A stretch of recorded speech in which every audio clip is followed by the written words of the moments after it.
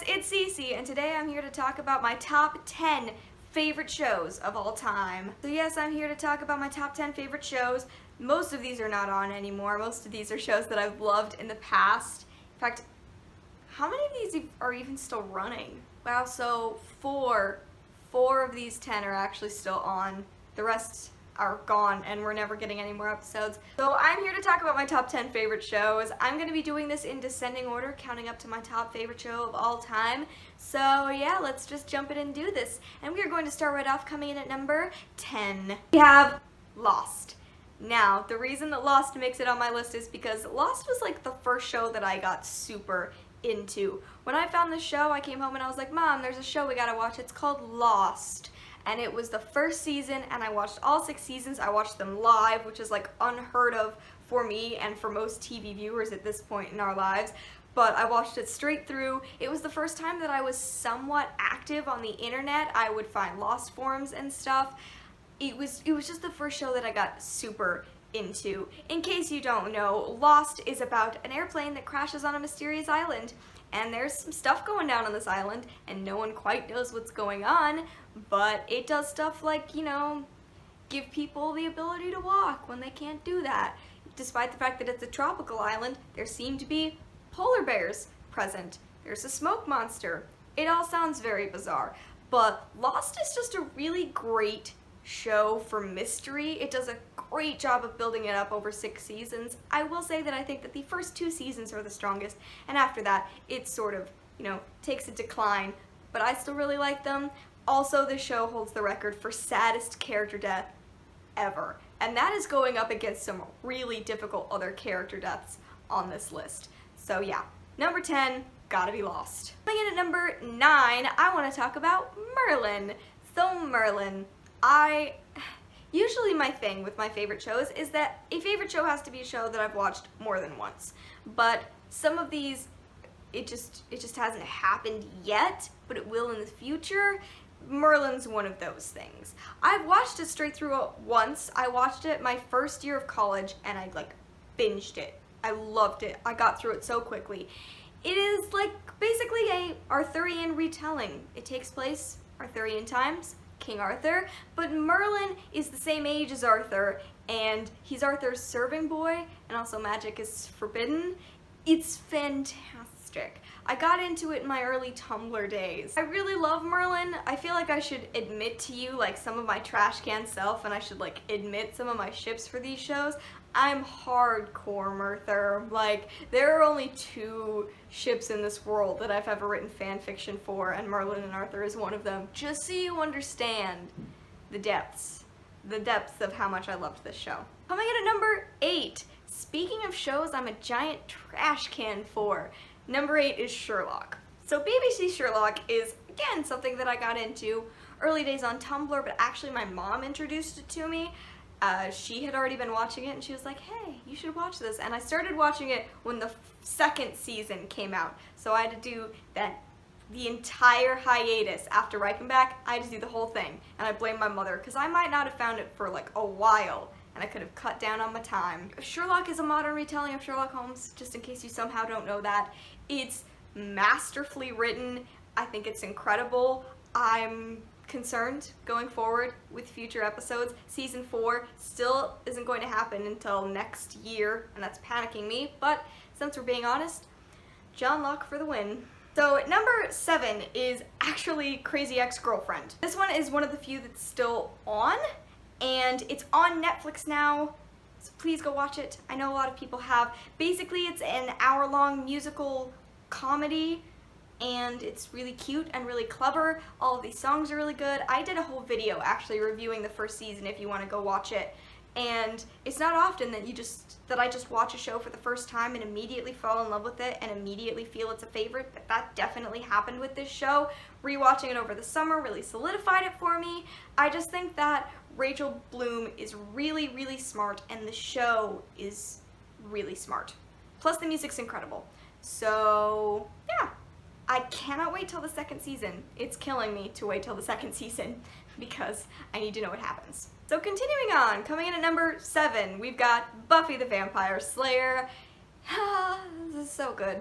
Okay, so this is another one of the ones that I haven't had the chance to rewatch in full yet. I'd really like to. In fact, it's like killing me that I don't have time to do that right now, but Buffy's fantastic. I really only watched Buffy for the first time like a little over a year ago. Yeah, like a little over a year ago, year and a half. It's about a girl named Buffy, and she's 16, and she is the chosen one. She's a vampire slayer, and so her job is to kill vampires and other things that go bump in the night. Whatever you feel about Joss Whedon, the characters in Buffy are amazing, and Tara and Willow are a lot to me. They're a lot to me. Also, this show holds like second place and third place and potentially fourth place for saddest character deaths. Like this show really sweeps up in terms of sad character deaths. It has the episode that I cried the most in of any show in the history of television. This is the one that I cried the most during. I won't tell you what it is because reasons, but Buffy is fantastic and you should watch it if you haven't already because I think that it's so good. And now we're going into number 5. At number 5, I've got Friends. Like, obviously I gotta mention Friends here. Friends is just one of those shows that I've been watching at any point over my entire life. Like, it was on when my mom was pregnant with me.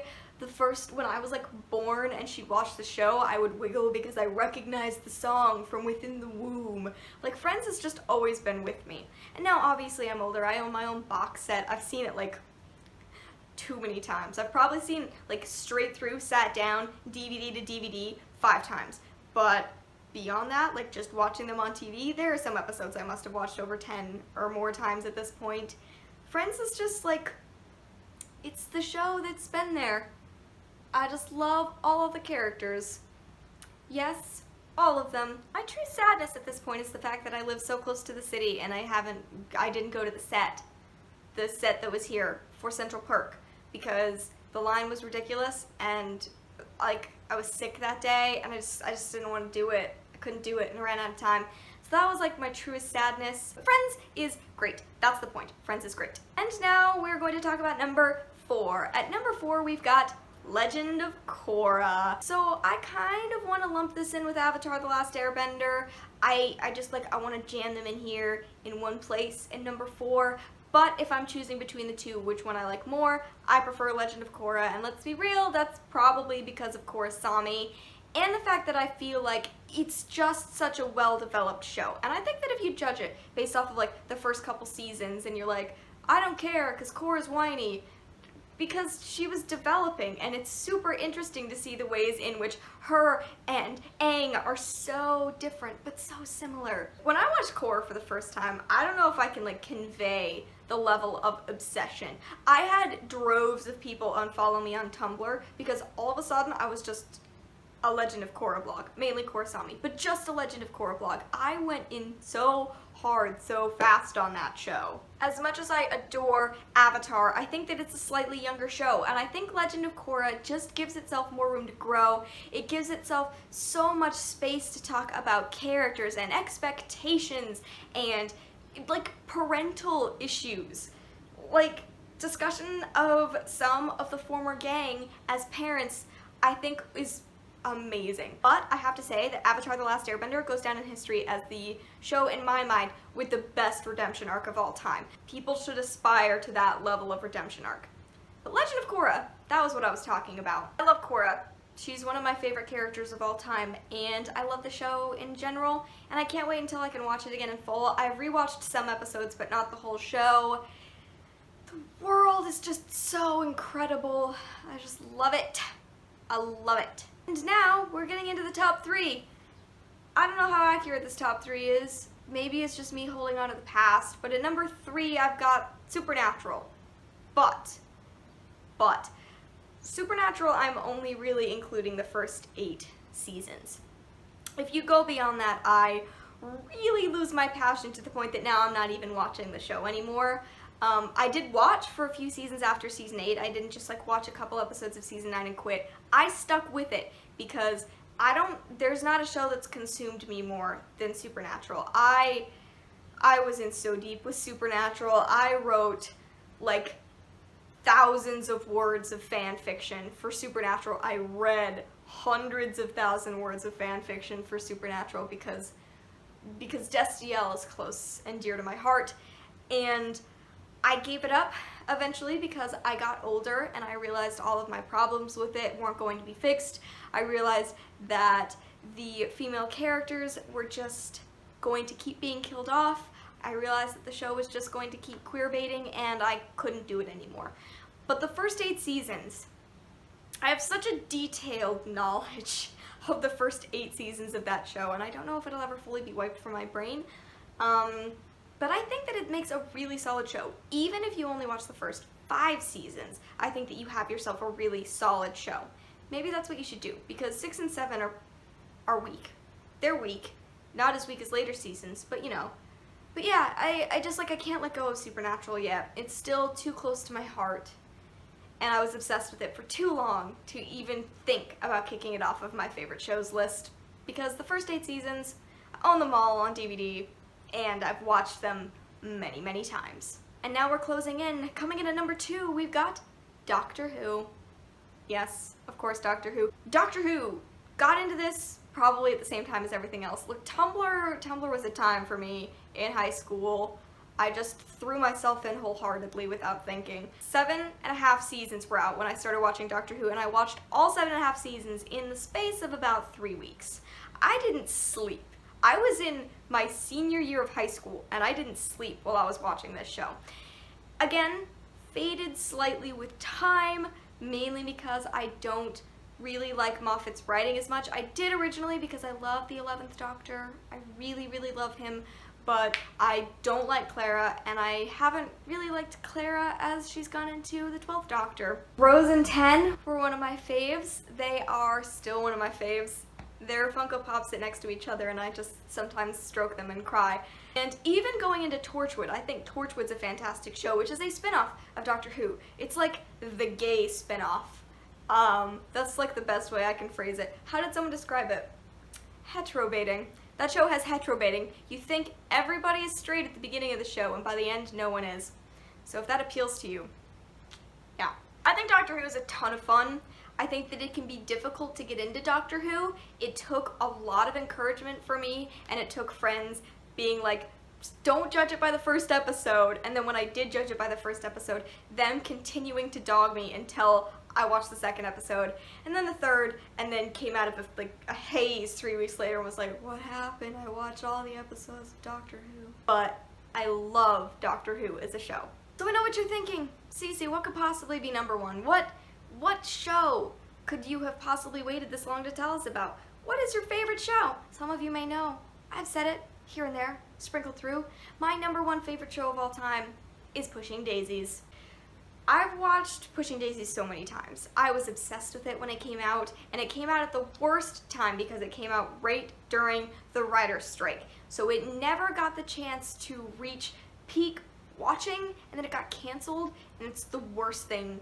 It's the saddest thing that's ever been canceled. Like, I've seen Firefly, I've seen Hannibal. Pushing Daisies is the saddest thing to ever be canceled. If you don't know what Pushing Daisies is, please let me tell you. Please let me tell you. So basically, it's like a super happy necromancer to an extent. There's this guy named Ned. He's a pie maker. He just works in pie shops, but when Ned touches dead things, they come back to life. So the rule of the show is first touch life, second touch death, again, for good.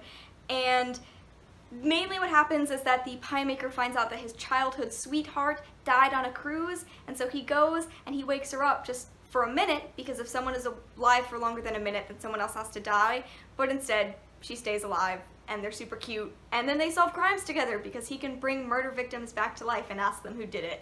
It's weird and quirky and adorable and dark in a really funny way, and it has some of the best writing that I've seen on television. I think that Brian Fuller makes fantastic television, and the writing of Pushing Daisies is absolutely incredible. So yeah, this is actually my favorite show. I don't talk about it as much because it doesn't get quite as much attention, but Pushing Daisies will probably remain forever my favorite show. Okay guys, there you go. Those are my top 10 favorite shows of all time. I hope that you enjoyed watching and hearing about the things I love and hearing me gush, because I think I gushed. Let me know in the comments below what some of your favorite television shows are. I have plenty of alternates, like alternates would be like Jessica Jones, Game of Thrones, and I like lots of other television shows too that obviously aren't favorites but are still fantastic. Anyway, let me know what your favorites are. Thank you so much for watching, and I will see you in another video very soon. Bye!